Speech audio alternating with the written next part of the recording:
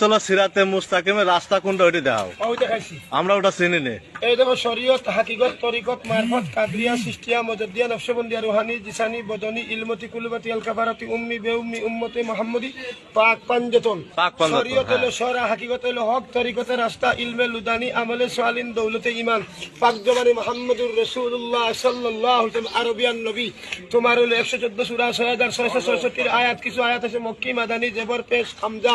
সোজা রাস্তা হইলো তুমি জিকির করছো লা ইলাহা ইল্লাল্লাহ, এই জিকিরে তুমি পারইতে পারবেন না। তাহলে কোন জিকিরে পারাবো? তুমি যখন আদম হাওয়া জিকির করছে লা ইলাহা ইল্লাল্লাহ, 100 বছর আল্লাহ জবাব দেয় না, কইছে আল্লাহ আল্লাহ, 200 বছর জবাব নাই, আল্লাহু আল্লাহ, 300 বছর জবাব নাই।